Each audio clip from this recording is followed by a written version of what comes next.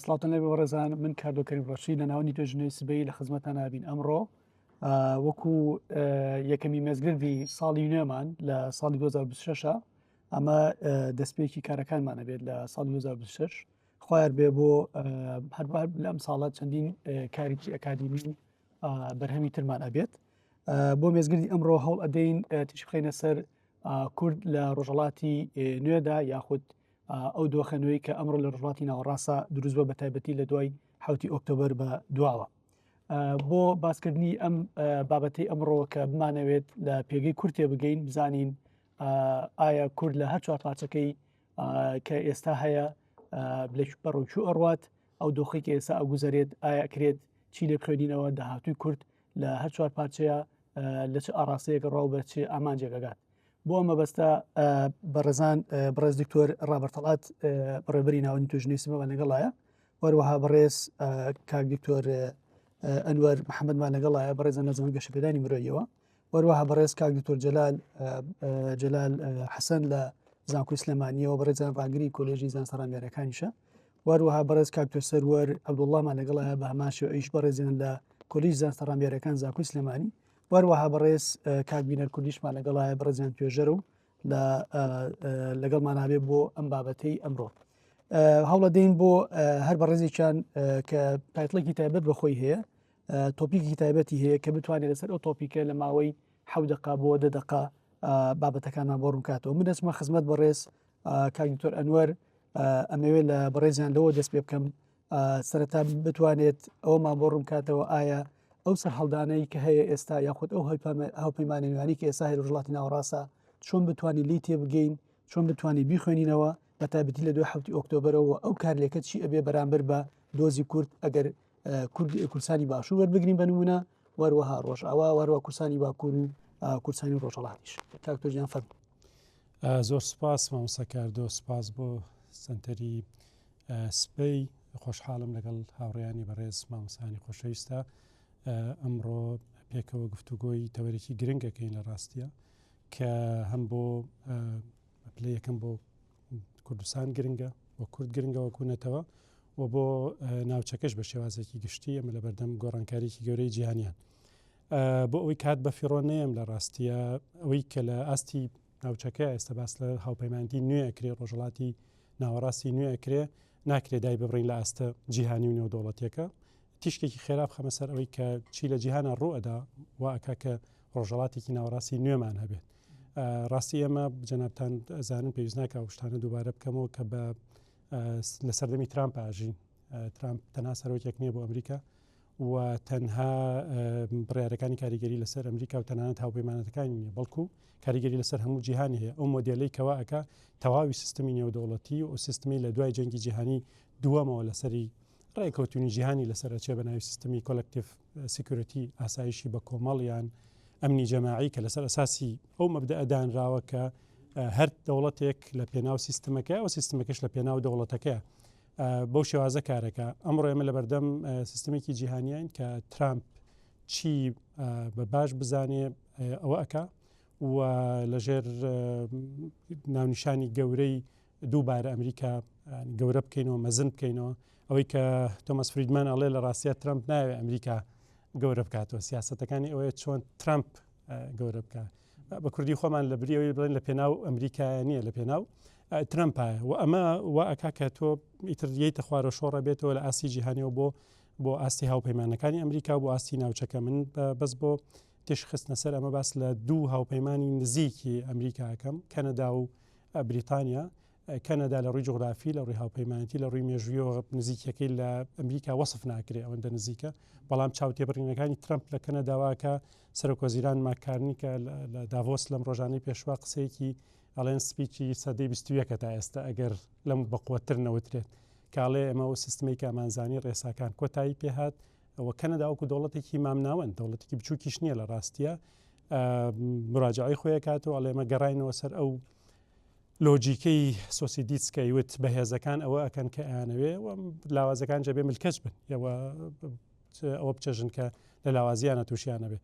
و لە بەرامبەر ئەمە ڕێگەیەوەی گرتە بەر کە هاوپەیمانیتێک و ڕێکەوتن نامەیەکی فراوان و هەمەلایەن لەگەڵ چینە بەتایبەت لە ڕووی ئابووری و لە ڕووی دووبارە نەچمە سەروردەکاریەکانی نزیکبوونەوەی کەنەدا لە چین شتێکە کە لە 70 ساڵی ڕابردوشتیوە ڕووی نەیەوە. دووەم بریتانیا لە ڕاستیە دوای ماوەیەکی زۆر ئەڵێن ستامەر هەر بێدەنگی هەڵەبژات لەسەر بەرامبەر ترامپ هەندێک لە سەرۆکەکان ئەڵێن ترامپمە و ڕوژێنەبایش لەسەر نەڵێ، بەڵام دوای ماوەیەکی زۆر لەوانە ئەویش لێدوانێکی بەهێزی هەبوو کە ئەڵێمە سیستمە نێودوڵەتێکە لە بەردەماوەین کە ناوێنێ لە ڕابچەری سیستمەکەمان هەیە کە سێرچم کرد بۆ بابەتەکە ئەنی وشەکە شەیەکی دینیە لە ئەنی مەسیحیاڵن بەکارێنەوە چۆن لای خۆمان لە ئیسلامەڵێن نەفخی سوور علامەتی هەستانی قیامەتە، ینی وەکو بڵێ قیامەتی ئێمە شایەتی قیامەتی سیستمەکەین ئەو سیستمە کۆتایی دێ و ئەویش ئێستا مامۆستا سەروەری شتێکی دی لێ کردەوە کە گەورەترین سەفارەتی چین لە بریتانیا دروستەکری. ئەم گۆڕانکاریە گەورانە ئەم ئاستی هاوپەیمانەکان تر لەوە باس ناکەم بۆ دەوڵەتەکانی تر دوور لە ئەمریکا چی لێ ئەکەوێتەوە، بۆیە خۆڕەڵاتی ناوەڕاستی نوێ ئەم کاریگەریانەی لەسەر ئەبێ و گۆڕانکاریانی لاسی ئەمریکا، ئەوروپا، چین، رووسیا بێ کاریگەری هەیە لێسەر ئێرە. لە ئاستی ناوچەیە لە دوای هێرشەکانی 7 ئۆکتۆبەر و دواتر هێرشی پێچەوانەی ئیسرائیل بۆ سەر غەزە و بەرەی فراوانی لوبناان، سووریا، جەنگی 12 ڕۆژەی ئێران و یەمەن و گۆڕانکاری دۆسی یەمەن، هەموو ئەمانە گۆڕانکارە دراماتیکانە وای کردو ئێمە لە بەردەم دووبارە ڕیزبوونەوەی یان ڕیزبەندی هاوپەیمانەتەکان نابین. من هەندێک ئاماژە بە ئەو هاوپەیمانەتانەکەم کە ئەمڕۆ ئەبیندرێن و لە دۆخێکی ڕاگوزەران لە ڕاستی ئەمە لە بواری پەیوەندی دەوڵەتەکان ئەڵێن دۆخی ڕاگوزەر هەر ڕاگوزەر نیە بەڵکو مەترسیداریشە، چونکە تۆ دۆخێکی پێشوو هەیە زین چۆن مامەڵی لەگەڵاکەی لە دەستت داوە، ئەوەی کە یەت نازانی چییە و ئەوەی کە ئەمڕۆ ڕوئەدا جۆری لە بێمتمانەی نادڵنیایی هەیە کە واەکە ڕەنگە دۆستە زۆر نزیکەکانش تووشی هەڵە ببن بەرامبەر بە یەکتر و هەر دەوڵەتێک ڕەنگە خوێندنەوەی هەڵی هەبێ ئەو تووشی لێکترازان ببین لە سیستمەکە. ئەو جۆرە پەیوەندیانەی کە هەمانە لە ئاستی جارەگەن ناویان لێ بنیم ینی کەم 4 هاوپەیمانەتیمان هەیە لە ڕۆژهەڵاتی ناوەڕاستە ئێستا. یەکەمیان ئەو کە سەرهەڵدانێکی سەیرە هاوپەیمانەتی سوننەکانە یان ئەوەی کە تورکیا حەزەکە ناوی بنێت هاوپەیمانەتی موسڵمانان ئەوها ناوی هاکان فیدان کە بۆ یەکەم جار دوای ماوەیەکی زۆر لە دابڕان تورکیا و سعودیە لە یەک نزیک بوونەوەیان هەیە کە اینێکی نووسەرێکی عەرەب ناوی ناوە دوورکەوتنەوەی براکان و نزیکبوونەوەی نەیار و دوژمنەکان. سعودی و ئیمارات تا دوێنێ برایەک بوون لە دۆسیەکانی تەواوی خۆڕەڵاتی ناوەڕاست و ناوچەکە پێکەوە بوون. ئەمڕۆ نزیکبوونەوەی نێوان تورکیا و سعودی ئەگەر بگەڕێنەوە بۆ دۆسیەی خاشۆخچی ئەوی کە ڕوویە لە نێوانیانە جەنگی مخابەراتی و میدیایی و تا ئەوپەڕی چاوەڕێنە ئەکرە جارێکی تر ئەو دوو دەوڵەتە بە هەمان سەرۆک و وەلی عەهدەوە ینی شخصەکانیش نەگۆڕاون ئەو نزیک بوونەوەیان هەبێ لەگەڵ پلس تاوان پاکستان وەکو دەوڵەتێکی ناوکی خاونوزی چەکی ناوکی و لەگەڵیشە تاوان هەندێک دەوڵەتی تر لە زمینیان قەتەر و غەیری ئەوانە دێتەکە. ئەم هاوپەیمانی سونەکان لە ڕووی جوغرافیەوە، لە ڕووی دیمۆگرافیاوە، لە ڕووی ئابوووریەوە، لە ڕووی ینی کۆمەڵێک هێزی گرنگی تیا ڕاستی لە ڕووی تەنانەت تەکنۆلۆژیای تورکی، هێزی دەستی کاری پاکستانی یان ئابووری سعودی ئەتوانێ هاوپەیمانەتی بەهێز بێ و هەندێک دەوڵەتی تریش مڕەشەح بچێتە ناو ئەوە. هاوپەیمانەتی دووەم و کاریگەر ئیسرائیلە لە ڕاستیە. ئیسرائیل هەندێک ناوە هاوپەیمانەتی غەریب و غەوارەکان یان نامۆکانە لە ناوچەکە. ئیسرائیل وەکوی خۆی دەوڵەتێک لە ناو کۆمەڵێک دەوڵەتی زۆری عەرەبی و ئیسلامیە کە جیاوازە، بەڵام لەوبەری ینی دەریای ناوەڕاستەوە هاوپەیمانەتێکی لەگەڵ قوبرس لەگەڵ یۆنان هەیە، لە خوارە و لەگەڵ ئەثیوپیا لەگەڵ سۆمالیلاند دروزەکان لە ناو سووریایە بە شێوازێکی پرۆپەگەندە و بەکارهێنانەوە پشتیوانی دۆسەی کوردی شەکا بە حساب، بەڵام لەو کاتێکە لێ دەقۆمی ئیسرائیل نابینی ئەوەش بەکاربێنێت لە قازانجی خۆی. بەڵام ئەم هاوپەیمانێتێمان هەیە کە لە ڕووی تەکنۆلۆژیەوە زۆر لە پێشە بەکارهێنەری یەکەمی ئەیە لە ناوچەکەیە لە ڕووی سەربازیەوە جەنگێکی بردوۆتە بەرامبەر بە ئێران لە ڕاستیە تەفەوقێکی یان باڵادەستێکی تەواوی سەربازی هەیە لە ناوچەکەیە هەرچەند تەرجەمە نەبووە بۆ بابەتی سیاسی. ئەگەر ئیتیفاقیەکانی ئیبراهیمی بە پشتیوانی ترامپ و ستافەکەی بێت لەوانەیە بەرهەمی زۆری تری سیاسی ببات ئیسرائیل. هاوپەیمانەتی سێمان هاوپەیمانەتی ئێران و دۆستەکانێتی، ینی هەندێک ناوێنێن هاوپەیمانەتی تایفە، ینی ئەوەی خۆی و هێزە پرۆکسیەکان نانستیت ئەکتەرەکانی کە لە عێراق، لە لوبنیان تووشی شکست بوون، بینیمان لە غەزا لە ڕاستیە تووشی شکست بوون، لە یەمەن لە دوای ئەم گۆڕانکاریانە و ئەو هێرشە ناتوانن وەکو هێزێکی وەکو جاران بمێننەوە. و ئێران جاران هاوپەیمانێتێک بۆی 4 پایتەختی عەرەبین بەدەستەوەیە، کاریگەری هەبوو لەسەر بابەتەکانە، هەمیشە هەڕەشەیە کرد لە ئیسرائیل ئەگەر جەنگێک پێ هەموو بەرەکان ئەەکەمەوە. بەڵام ئێستا ئێران ئەبینین جۆرێک لە کۆلاپس، ینی چۆتەوە ناوخۆی و هەڕەشە لەسەر سیستمەکە هەیە و لە پێ ئەوەی کە بڕێ هێرش ئەکات داوای تەهدیئەکە. هاوپەیمانەتی چوارەم بۆی زۆر کاتەکە تێنەپەڕێنم، ڕەنگە ناوبنین هاوپەیمانەتی دوو دڵەکان، ئەوەی کە لە بینی ئەم هاوپەیمانەتەکە کامیان هەڵبژێرن. مەسەن هێزێکی گەورەی ئیقلیمی وەکو میسرمان هەیە. میسر تاریخیان لەگەڵ سعودیە زۆر نزیکە، لەگەڵ تورکیا دابەشبوونێکی تەواو توندیان هەبوو، بەتایبەت لە دوای ئەو ئینقلابی کە سیسی بەسەر مورسیا کردی و تورکیا و میسر ماوەیەکی زۆر دژ بە یەک بوون، بەڵام ئەبینی ئێستا نزیک بوونەوەیان هەیە. ئایا میسر ئەتوانێت بێتە ناو هاوپەیمانێتی سونەکان بە تعبیر کە تورکیا و سعودیە و پاکستان و قەتەر و ئەوانە لە خۆی ئەگرێت؟ دوورکەوتنەوەی کە دیسان ئەویش لە مەسەلەی بەتایبەت لە دۆسەی سوودانە لە ئیمارات، بەڵام میسر خۆی یەکلانە کردوێتەوە و چاوی زۆر لە ئەمریکا بە دەرەجەی یەکەم نایەوێ ببێ بە قوربانی ئەم هاوپەیمان، چونکە لەگەڵ ئیسرائیلیش ڕێکەوتنی هەیە و ناشەوێ لەگەڵ دەوڵەتەکانی کیا ببێ بە دوژمن. بێکی تر لەو هێزانەی کە هەمانە ئیماراتە، ینی لە پاش دوورکەوتنەوە لە سعودیە نزیکیکی زۆری لەگەڵ ئیسرائیل هەیە، بەڵام مەترسیی گەورەی تیا دەوڵەتێکی بچووکی وەکو ئیمارات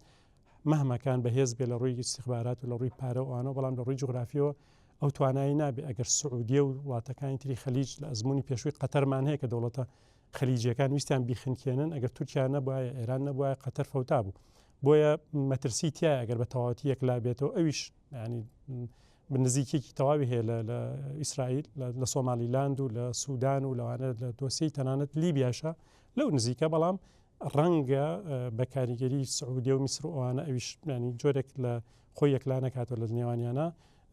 لە وڵاتانی مەغریبی عەرەبیە، وڵاتانی کە بەهۆی بەهاری عەرەبی و تووشی شکست نەبوون و کاریگەریان هەیە، وەکو مەغریبمان هەیە، جەزائیرمان هەیە، من هێزی گەورەن کاریگەریان هەیە لە دوو دڵن لەوانە، هەرچەند بە شێوازێک لە شێوازەکان ئەم دەوڵەتانە لە سعودیە نزیکن تاریخیان، بەڵام ڕەنگە دابەشبوونەکە بە شێوازێکی تر هەبێت. ئەگەر قسەکان کۆکەمەوە هەموو کاریگەری ئەمانە لەسەر دۆسیی کورد چۆنە بێت، کە جەنابەت باسی ئەوەشت کرد. ئێمە بەشی کوردستانی باشوور یان هەرێمی کوردستان لەگەڵ خۆر هەڵاتە لە ژێر کۆنتترۆلی ئەو زۆنایە کە هاوپەیمانەتی ئێران ساڵە بەسەریا لە ڕاستیە و دۆخمان لە هەرێمی کوردستانە لە هەموو لایەک باشترە و ئەسپاس بۆخوا بینین ڕۆڵی هەرێمی کوردستان بەرامبەر پارچەکانی کەش لە بەدەمەوە چوونەکانە هەم لە پرۆسی ئاشتی تورکیا کاریگەری هەیە، هەم ئەم ئێستەوەی کە لە ڕۆژاوە ڕۆدا هەرێمی کوردستان ڕۆڵێکی گرنگ ئەبینێت. بەڵام ئەم گۆڕانکاریان نەخوا نەخواست ئەگەر ئەوەی کە لە سووریا ئەمە دوو بەچەکەی تری کوردستانمان لە تورکیا و لە سووریا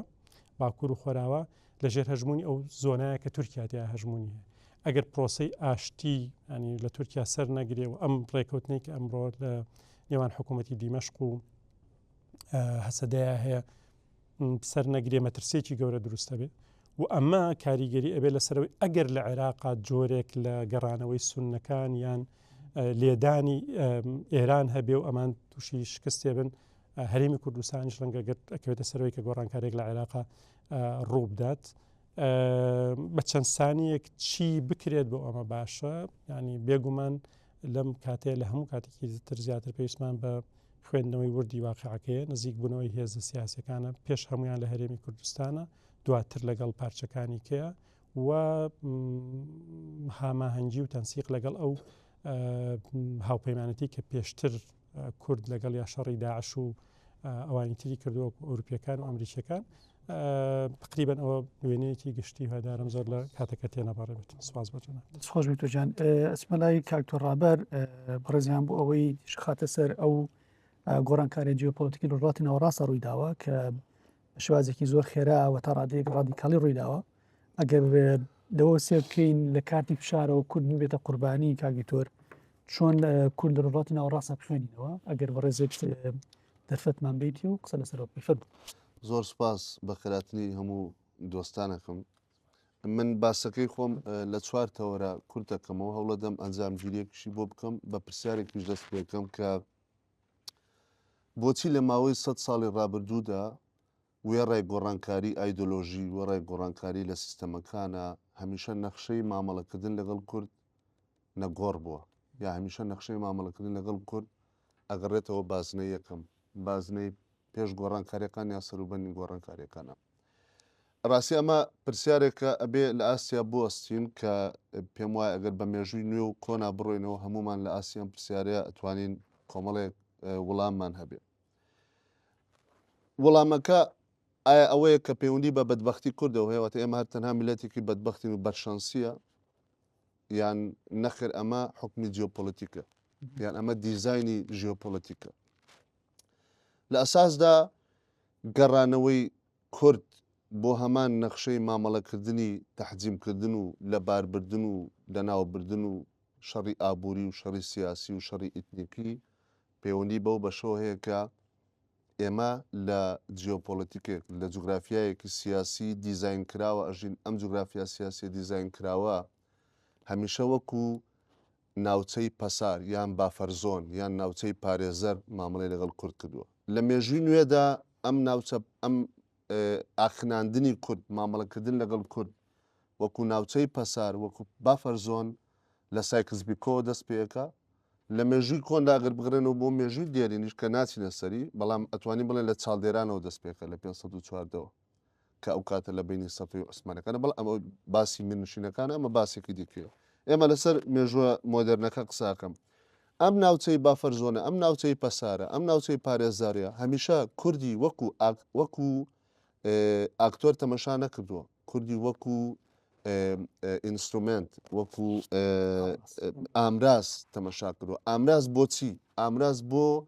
دروستکردنی پارێزبەندی سنوورێکی جیاوازی لە نێوان عەرەب و فارس و تورکە و ئەمە کوردی کردووە بە دابشکردنی نەخشەی کورد بەم شێوەیە کوردی کردووە بە ئەوەی کە پێڵێن ترانسبۆردەر ئاکتۆر واتە کوردی کردووە بە ئاکتەرێکی سنوورنشین سنووری هەمیشە بۆیە ئەبینی هەمیشە مامەڵەکردن لەگەڵ کووردا لەسەر سنوورەکان مامەڵەیەکی ئەمنی بووە ڕوانی لە کورد لە ڕوانگەی تورکەوە کورد لەمبەری سەر سنوورەکەی بۆ ڕوانگەیەکی سکیوریتی بووە بۆ بەکارهێنانی کوردی بەکارهێناوە یان ئێران ئەگەر لەگەڵ عێراقا کێشەی هەبوو بێ کوردی بەکارهێناوە بۆ ئەوەی کە وڵاتی عێراق بۆ نمونە لاوەز بکە یا کارتی وەکو کارت بیخاتە دەستی خۆی مەسەلە نزیکترین نمونە ئەتوانین باسی لە 61 لە شەڕی ئەیلولەوە تا شۆڕشی ئەیلولەوە تا نسکۆی 75 بکەین بۆ نمونە بیا بۆ نمونە ئەمریکا ئێستا بۆ من لە ڕۆژ ئاوای ڕووەدا بە هەمان شێوە هەمیشە بوونی کورد لەم بافەرزۆنە یەک دوو وەکو ئامراز نەک وەکو ئاکتەر وەکو ئاکتەر چاوی لە نەکراوە وەکو ئامراز چاوی لەکراوە سێم بەهۆی ئەوەی کە ئاکتەرێکی ترانسبۆردەر بووە واتە سنوور نشین بووە هەمیشە چاولێکردن لە دۆزی کورد چاولێکردنێک بوو بە چاوی سکیوریتی بە چاوی ئەمنیەوە هەمیشە وڵاتان یا وەکو هەڕەشەی ئەمنی بینیویانە یان وەکو هەڕەشەی ئەمنی بۆ سەر یەکتری بەکارێنێناوەتە کوردیانە بکات ئەمە وەکو ڕوانینمان بۆ ئەم قەزیە لە ئەساسدا باشە تەوەری دووەم ئەوەی کە ئەمەوێ باسی بکەم بۆچی دەوڵەتان واکەن بۆ ئایا ئەمە بۆ ئەمە ڕوویداوە بۆ دەوڵەتان وا سەیری پرسی کورد دەکەن بۆچی هەمیشە کێشەی کورد ئەگەڕێتەوە هەمان نەخشەی مامەڵەکردن هەمان بازنەی یەکەم گۆڕانکاری ڕژێمەکان ڕووەدا لاوازە بن بەڵام کاتێککە خۆیان نەگرنەوە بەهێزە بنەوە یەکەم شتکە ببیریان دێتەوە دیسان دێنەوە جانی کورد بۆ ئەمە ڕووەدا لە ئەساس ئەمە ئەتوانین لە ڕوانگەی دوو تیۆریەوە باسی بکەن تیۆریەکان ئەوەی ئاسایشی ئۆنتۆلۆجیە واتە ئاسایشی بوون ئەوەی کە گدەنزیش باسێکە ئەگەر سەیری چیرۆکی ناسیۆنالیزمی ئێرانی یا عەربی یا فارس یا تورک بکەی چیرۆکێکە لەسەر جێڕانەوەی یەکنەتەوە دروست بووە نەتەوەی تورک باڵادەسی نەتەوەی تورک باڵادەسی نەتەوەی فارس باڵانەسی نەتەوەی عەرب ئیسلام ئەم چیرۆکە مانەوەی خۆی هێزی خۆی ئۆنتۆلۆژیای خۆی بوونی خۆی لەسەر بنیادی یەکزمانی یەکنەتەوەی یەکخوێنی داڕشتووە بۆیە ئەم چیرۆکە ناتوانێت دەرەوەی خۆی قبول بکە هەر ئایدنتیتیەک هەر شوناسێک کە لە دەرەوەی خۆیەتی بە شوناسێکی هەڕەشە ئامێزەی بینێ بۆ سەر ئۆنتۆلۆژیای خۆی بۆ سەر بوونی خۆی بۆ سەر وجودی خۆی ئەمە دیوێکی کە پەیوەندی بە ئاسایشی ئۆنتۆلۆژی واتە پاراستنی خۆت وەکو چیرۆک وەکو نارەتیڤەنەتەوەیەکە ناسیۆنالیستەکە کە کورد تورک یەک زمانە فارس یەک نەتەوەیە ئەوە تەنانەت تەمان لە ئێرانە سەر ڕێەوەی ئەمە لە ئێرانە تۆزێک جیاوازیە وێ ڕێەوەی کە ئێران باسی جۆرێک لە فرەنەتەوەی مۆزاییکە کا بەڵام لەگەڵ ئەوش ئەڵێ ئەمانە هەمویان نەتەوەکانی ئێرانین واتە ئەمە نەتەوەکانی ئێرانن کەماتە کەوای لێرە هێشتا هەر ئێرانی بوونەکە گوتارە مقدسەکەیە بۆ ئەم ڕوانین لەم پرسە ئەوەی دووەم ئەتوانین لە ڕوانگەی ئەوەی ئەڵێن ئەوەی کە پێ ئەڵێن کین ستیت تیۆری واتە تیۆرەی دەوڵەتی خزم دەوڵەتی خزم بۆ مانایی کە من لە تەورێکەمە باسم کردوتم کورد لەسەر سنوورەکانە سنوور نشینە ئەگەر بەهاتا باە کورد خاوەنی دەوڵەتێک بایەوەتە لەم چوار پارچەیە بۆ یەک دەوڵەت وایە ئەم دەوڵەتە ڕۆڵی پارێزەری ئەبینی بۆ کوردەکانی پارچەکانی دیکە وەکو خزم واتە دەوڵەتی کینستیت واتە دەوڵەتی خزمایەتی کە چۆن پارێزگاری لە بەرژەوەندەکانی ئەوانە بکە هەر بۆ نمونە ئێستا هەرێمی کوردستان یان باشووری کوردستان کە ستاتیۆسەکەی تۆزێک جێگیرتو لە بارترە لەوانی دیکە ئێستا ئەو ڕۆڵا بینێ بۆ ئەو ڕۆڵە بۆ ڕۆژئاوا ئەبینێ ئەم ڕۆڵە بۆ پرۆسی ئاشتی لە باکوور ئەبینێ بە جۆرە ئەم ڕۆڵە ئەم ڕۆڵی دەوڵەتی کینستیتە ئەبینێ ئەمە دیوێکی باشە دیوە خراپەکەشی ئەوەیە کە ئەم ڕوانینی کینستیتە وای کردووە کە وڵاتان ڕێگە بە خۆیان بدەن هەمیشە بەهۆی کوردی هەبوونی کوردەوە تەداخلاتی سەربازی و سیاسی لە ناوچەکانی دیکەیا بکەن بۆ نمونە تورکیا بەهۆی بوونی کوردەوە ڕێگە بە خۆیدا 30 کیلۆمەتر بێتە ناوخواچی هەرێمی کوردستانەوە چکەوە پێوە ئەمە خزمن ئەمە کینستیت فیۆریە کە ئەم کوردانە بۆی نەبن بە پاڵپشتی یەکتری بۆ یەکتر نەپارێزن و تورکیا بەرژەوەندەکانی خۆی بپارێزێ ئەتوانێت مافیەوە هەیە 30 کیلۆمەتر بێتە ناو قوڵایی خاچی هەرێمەوە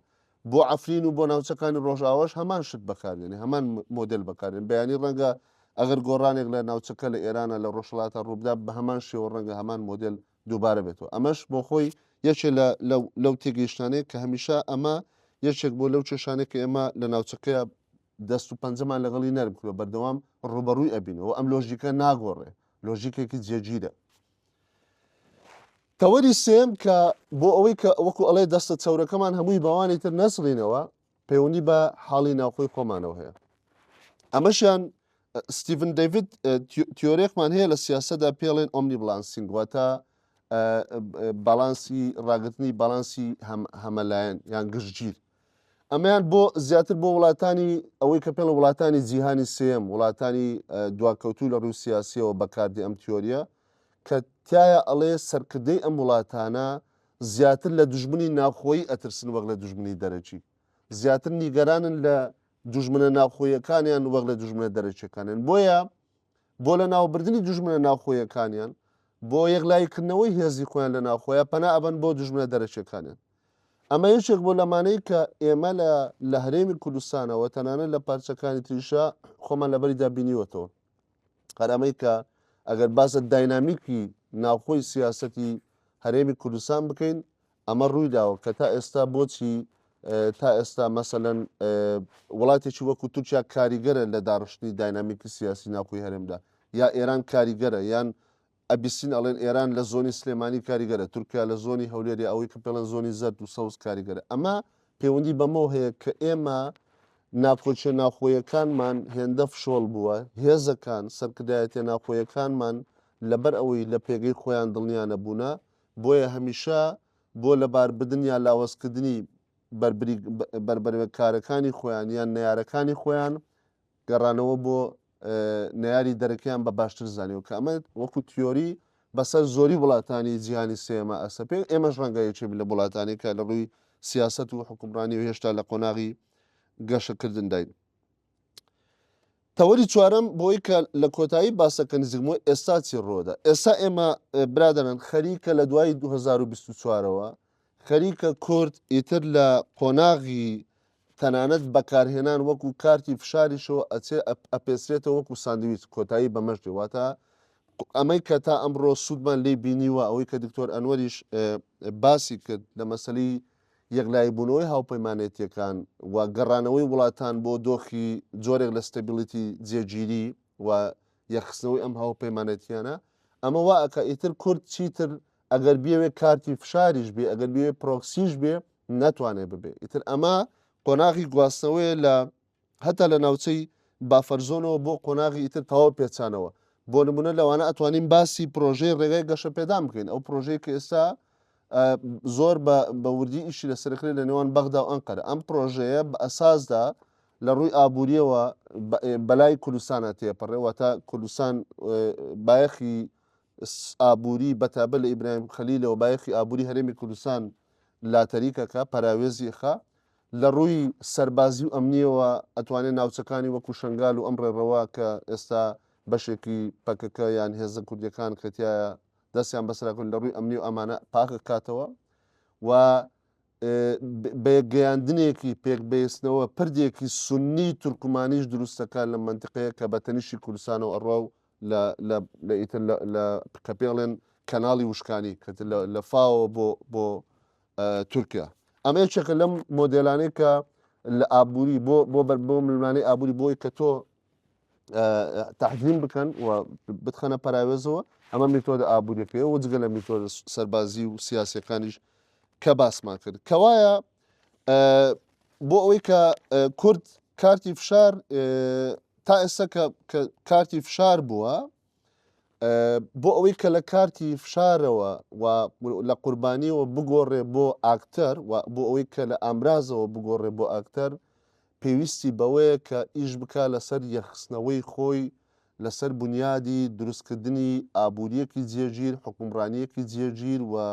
سوپایەک و هێزێکی جێژیر کە ئەمانە پشبەستوو بن بە مەفاهیمەکانی دەوڵەتی مۆدرن حکومڕانی مۆدرن بۆیە تۆ تا لە ناوخۆی وڵاتەکەتدا خاوەنی هێزێکی یەکگرتووی جێگیر نەبی وڵاتانی دەوروبەر هەمیشە وەکو کۆمەڵی میلیشیا و گروپی چەکداری لێکدابرا و مامەڵە لەگەڵەکە ناتوان وەکو ئاکتۆرێکی یەکگرتوو ببینن بۆیە ئەتوانن زۆر بە ئاسانی سوود لەم دابڕاوی ئەم گروپانە ببینن بۆ بەکارهێنانی ئەجەندەکانی خۆیان بۆیە ئەنجامی قسەکانم ئەوەیە کە ئێمە بۆ وڵامی پرسیارەکە کە بۆچی کورد هەمیشە کارتی فشار بووە لە سێ خاڵە ئەتوانم کورتی کەمەوە یەکەمیان نەفرەتی جیۆپۆلیتیک بۆ کە کورد دەکەوێتە دڵی ڕۆژهڵاتی ناوەڕاستەوە و هیچ کات وڵاتان نەیانویستوە ئەم دڵە بەسەر بەخۆی لێ بدات ئەم دڵە بەسەر بەخۆی بوونی هەبێ و ئەم دڵە خاوەنی پێگەیەکی سەربازی و سیاسی و ئابووری و ستاتوێسی خۆی بێت لەبەرەوەی هەمیشە ئەمایان بە هەڕەشە زانیوە بۆ سەر دابڕاندنی جوگرافیا و نەتەوەی خۆیان سیستەمی دەوڵەت دووەم خاڵ ئەوەیە سیستەمی دەوڵەت بەڕێزان لە ناوچەکەی ئێمە هێشتا لەسەر بنەمای دەوڵەت نەتەوە تاغنەتەوە بیرەکاتەوە تا سیستم ڕوانین بۆ دەوڵەت ڕوانین بۆ دروستکردنەوەی دەوڵەت ڕوانینێکی سنترالە ڕوانینێکی سنتەریە ئەم ڕوانینە هەتا نەگۆڕێ بۆ ڕوانینێک لەسەر بنەمای فیدرالیزم یان کۆنفیدرالیزم ناتوانێت نەتەوەیکی وەکو کورد بەم حەزمەی ئێستا لە ناوچەکەی قبول بکە بۆیە هەمیشە ئەم تێگەیشتێکی زۆر ترسناک و گوماناوی لە لای عەرەب و تورک و فارس بەرامبەر بە مەفهومی فیدرالیزم هەیە کە ئەمان هەمیشە لێکی ئەدەنەوە بە دابشکردن و دابڕان لێت بۆیە ئەم ڕوانینێکی سنترالە ئەبێ بگۆڕێ چۆن ئەگۆڕێ ئەمە پرۆسەیەکی مێژووی سیاسیە ئەبێ ئێمەشتیایە دەستمان هەبێ خاڵی سێمیش ئەوەی کە پەرتەوازەیی ناوخۆییە کاتێک چۆن ئەتوانی پەرتەوازەیی ناوخۆیی لاواز بکەی بەرەو یەکگوتاری بڕۆی بەرەو یەکدەستی بڕۆی بۆ ئەوەی کە تۆ لە ئاکتەرێکەوە کە بەکار هێنراوە وەکو ئامراز ببی بە ئاکتەرێک کە بەشداری لە پرۆسەی جێڕانەوە و داڕشنەوەی چارەنووسی خۆت لە ناوچەکەدا بۆی ئەم هاوچێشەیە بگۆڕێ ئەبێ ئیتر سیاسەتی کورد یا کورد لە هەر چوار پارچەکە لە وەکیلەوە لە پرۆکسیەوە لە کارتی فشارەوە بگوازرێتەوە مامەڵەکردن لەمەیە بگۆڕێ بۆ مامەڵەکردن لەگەڵ کورد وەکو بوونێکی استراتیژی شەریک دەستپۆش زۆر سپاس توجان اسمە لای برای بەڕێزم کاکتۆر جەلال کاکتۆجان ئەگەر بەڕێزت دەرفەت ئەوە بدەیت کە باس بکەین لەسەر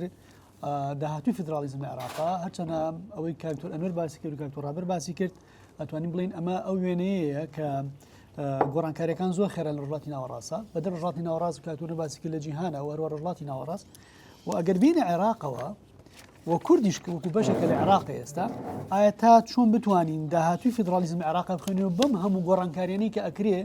لە ناوچەکەیە و بە تایبەتی پارچەکانی تری کوردستان زۆر سپاس مامۆستا کاردۆ زۆر سپاس بۆ ئامادەبوانی بە ڕێزیش ڕاستەکەی ئێمە بەشێکیش خۆم ئامادە کردبوو بۆی کە باس لە قەزەی فدرالی بکەین لە سووریا چکە بەڕاستیەویش مەوزوعێکی گرنگە بەڵام دوایی کە ئەجەنداکە هات زانیم کە لەسەر عێراقا بۆیە بامایە بەلا عێراقا بەو هیوای چەند دقەیەکم بێنێ لە ئاخیرەکە بتوانین کەڤەریەوە بکەین لا میکەم لەو گفتوگۆیی کە دواترێت باسێکی ئەو لەگۆ بابەتەش بکەیت چوە زۆر گرنگە ئێمە گەر باز لە داهاتوی فدرالیزم بکەین حتممە بێ باز لە دوو چەمکی سەرەکی هەیە لە باسی بکەین کە شکست و سەرکەوتنە کە باز لە داهاتووەکەین ئەو دووشتەمان لە بەرچاوەوە کە باز لە داهاتوی فدرالیزم لە عێراقاکەینەرە پرسیارەمان بۆ دروستە بێت ئایا فدرالیزمی عێراق بەرەو کوێ ڕوە ئایا شکستە یان سەرکەوتنە هەرچەند ڕەنگە پرسیارەکە زۆر معقول نەبێت چونکە کە باسی شکست و سەرکەوتنەکەی تۆ وەکووە بڵێ زاید و ناقسمان هەیە بەرامبەر بە یەکتری ئەمە زۆر لە قەزیە سیاسەکانە زۆر ئیژ ناکات ئێمە بێ شتێکمان هەبێ وەکو خەتێکی بەیانیمان هەبێت لەسەر خەتە بەیانیەکە ئەو پرسیارە بکەین بڵێن ئایا فدرالیزم لە عێراق وەک سیستەمی سیاسی چەند لەمەیانەوە نزیکتر وەک لەوەیان چونکە ئەگەر هەیە کە ئەمڕۆ لە شکستەوە نزیکتر بێ بەس بینێ لە هەنگاو بنێ بەرەو سەرکەوتن بۆیە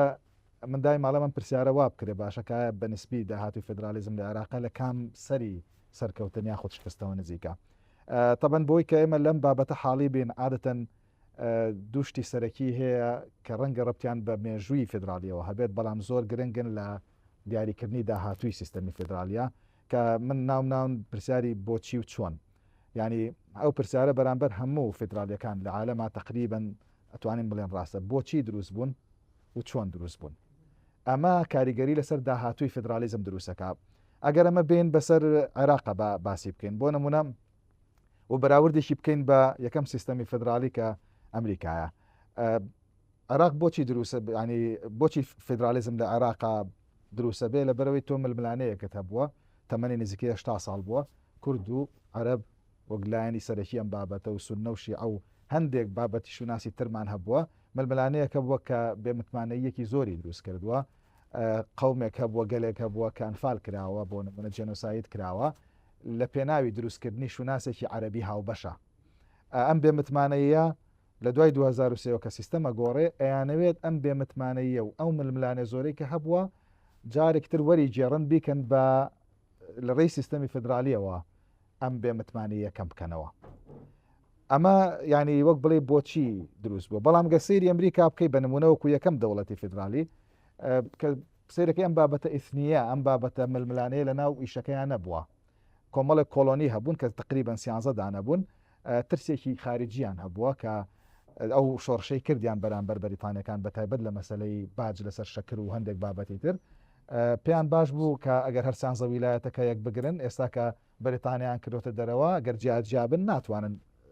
ئەمە بکەن بەڵکو ئەگەر بەیەکەوە بنەتوانن یەک سیاسەتی خارجیان هەبێت ئەم سیاسەتە خارجیە بتوانێت دیفاعێکی هاوبەشیان هەبێ هەموو هێزەکانیان کۆکەنەوە بۆ دیفاعی هاوبەش بەرامبەر بە بەریتانیا بۆیە جارێتر نایەتەوێرەوە لە ناو خۆشە بازارێکی گەورەتر بۆ شمەکانی خۆیان دروستکەن چونکە ئازانین باشوور زیاتر لە مەسلەی شەکرووانەیە بە ناوبانگ بۆ باکووری شەندێکشتی سەناعی هەبووە ئەبێ بازار بۆ یەکتری بدۆزیتەوە یعنی ئەو سەبەبەی ئەمریکای دروست کرد بەشێکی زۆر دەتوانین بڵێن ئاسایش پاراستنی ئاسایشی دەوڵەتەکە و لە هەمان کاتیشە دروستکردنی بازارێکی ئابووری گەورە ئەمە زۆر جیاوازیمان پێڵە لە نێوان فدراالەکانی دواترە و لەگەڵ ئەوەی کە ئێستا ئێمە هەمانە فدرالیسمی عێراقی کە ئەسڵەن بۆ چارەسەرکردنی ململانەیەک دامەزراوە بۆ چۆن دروست بوون عادەتەن ئێمە لە ئەوانەی کە باسی فدرالیەکەن ئێمە دوو یان سێ جۆر ڕێگای سەرەکیمان هەیە بۆ فدرالیزم تر مناقەشاتی زۆرتیایە بەس بۆ نمونە هەندێک گەڵێن ئەوەی ئەمریکا پێوترێت کەمین توگەدە فدرالیزم یعنی ئەوەی کە تۆ هەمووی کۆبیتەوە لە پێناو شتێکی هاوبەشە ئەمە تۆ لانی کەمەوە کەوترێ بە ئارەزووی خۆت ئەمە ئەەکەیت ئارەزوومەندانە دەیتە ناو ئەم دەستورەوە یان ناو ئەم پرۆسەیەوە بەڵام ئەوەی ترکە هەمانە پێوترێ فۆرس توگەدە فدرالیزم یعنی تۆ بە زۆر بە من بەیەکەوالکێنی ئەمە وەکو زەواج وایە ینی تۆ زەواجی بە زۆر عادەتەن سیرەکەی نەتیجەکەی لە ئاخیرا زۆر باش نییە ئێستا و زەواجانەی بە ئارەزووشن نەتیجەیان باش نییە دا جایەوەی کە تۆ بە زۆر دوونەتەوە بلکێنی بەیەکەوە کە لە تاریخە زۆر پەیوەندیان بەیەکەوە ڕەنگە نەبوو بێ بەو شێوێت تەنهەن یعنی تەنانەت پەیوەندێکی ئابووری بەهێزیش نەبووە کە ئەکرا وەکو ئەمریکا بۆ نمونە بڵێن ئێمە بازاری هاوبەش بۆ شتی یەکترە دۆزینەوە بەرحاڵ ئەمە دوو خاڵی سەرەکی بوو کە حەزم کرد باسی کەم طبعا ئەمانە بەرام بۆ فدرالیزمی عێراق چیمان پێڵێن پێمانڵێن کە عێراق فدرالیزمی عێراق لەو جۆرە فدرالیزمانەیە کە تا ڕادێک بە زۆر یعنی هەمومان کۆکراوینەتەوە بەیەکەوە هەرچەندە ئارگومنتێک دژی ئەمە هەیە ئەڵێ نابعکسەوە ئێمە ڕیفراندۆمێکمان کرد لە ئۆکتۆبەری 2005 لەسەر دەستوری عێراق کەتیان نووسرا بۆ ئایا تۆ فدرالیت قبوڵە یان نەوە ئێمە وتمان بەڵێ قبوڵمانە و ئارەزومەندانە هاتیینە ناوەوە ئەمە یەک دووش لە پەرلەمانی کوردستان ساڵی 92 ئێمە یەکەم بڕیارێکە دەرکراوەیە بڕیارمانە لەگەڵ حکوومەتی عراقیە سیستەمێکی فدرالیمان هەبێت لە کاتێکا خۆمان نیمچە سەر بەخۆ بووین یعنی حتا بە دیفاکتۆ ستیت ناویانە بردین کەواتە ئێمە ئارەزومەندانە هاتیینە ناوەوە بەڵام من زۆر جارەوە شەڵێ مەڵم کاکار لەوە ئۆکتۆبەرەیە کە لەسەر دەستوری عراق ئێمە وتمان بڵێ بۆی بەڵام حرەکەیەک هەبوو کە دوایی هەر لە زمانی انتخاباتەکەیە پیانەوت بۆ سربەخۆیی لە سایانەوە نۆمان تقریبا 99 شتێک دەنگیا بۆی کە سربەخۆ بین ئێمە وەکو دەوڵەتی سربەخۆ مامەڵە بکەین یعنی تۆ دوو ریفراندۆمت کردانێکیان ناڕسمی وتە لە سایانەوە لەگەڵ سربەخۆیە بە فدراالێک ئەوەشمان کرد کە ڕسمی بوتمان لا لە سای 75 لانی کەم لەگەڵەوەیەکە ئێمە لە دەوڵەتی عراقیا بووین بۆیە تا ڕادێک ڕەنگە بڵێن بەرچاولێڵ بووبین لەوەیە کە ئێمە خۆمان چیمانەوێ ئایا بەڕاست ئەمەمانەوێیان ئەومانەوێت بارحاڵ ئەگەر ئەو ینی هێشتا من وایە بینم کە دروستبوونی عراقی تا ڕادێک بە زۆر پێکەوە لەکاندن بێ لەبەر هەندێک بارودۆخی سیاسی و جێپۆلیتیکی و هەندێک بابەتی تریش بارحاڵ ئێمە توانین بڵێن ئەگەر ئەم دوانە لێک بینەوە فیدرالیزمی عراق تا ڕادێک لە باری شکستەکەەوە نزیکترە بەڵام ینی وەکوڵی ئیزافەتەن بۆ ئەمە ئەوەی ئێستا ڕوەیە زۆر شتمان لەمە پێڵێکە ئێمە هێشتا بەڕاستی زۆر نازانین فدرالیزم مانایکی هەم ئێمە وەکو کورد هەم تقریبا بڵێن نخبەی سیاسی عراقیش مەبەستمان لە سەرکەوتن و شکستی فدرالی چیە یعنی ئەمەش گرنگە بزانین مەبەستمان چێ بۆ ئەڵێن فدرالیزمێک بەرەو سەرکەوتنە چیان بەرەو شکست عادەتەن لە ئەدەبیاتی فدرالیە سەرکەوتن بە دوو مانای سەرەکی دێ یعنی هەندێکیان ئەڵێن مانەوەی ئەو فدرالیزمەیە بۆ ماوەی زیاتر لە 50 ساڵ یعنی نیو سەدە بمێنێتەوە بەبێەوەی کە ناڕەزایەتیەکی بنەڕەتی هەبێ بە نمونەوەی کە لە کەنەدای ڕوەیە لە 1964 بۆ ئێستا نزیکەی 150 ساڵ فدرالیزممان هەیە بەڵام ڕاستە ڕفراندۆمێک کراوە بەڵام بە ڕفراندۆمەکە لە سایت 51 پوینت شتێک دەنگیان ناوە بۆی کە لەگەڵ کەنەدا بمێنەوە نەک کیوبک دەوڵەتێکی سەربەخۆ بێ ئەمە گرنگە کەواتە مانەوەی فدرالیزم بۆ ماوە درێژ 50 ساڵ بەرەوسەرەوە کە ئێمە هێشتا ئەم مەرجانمان هین نییە و لاوازبوونی مەیلی جیاخوازی لای پێکهاتەکان لە ڕاستە ئێمە لەمەیە تا ڕادێکی زۆر پێم وایە مەیلی جیاخوازیمان زیایی کردووە بە پێچەوانی سکۆتلنداوە کە لە دەنگدانی ساڵی 2014 بۆ سربەخۆی سکۆتلندا مەیلی جیاخوازی لە سایە 48 بوو مەیلی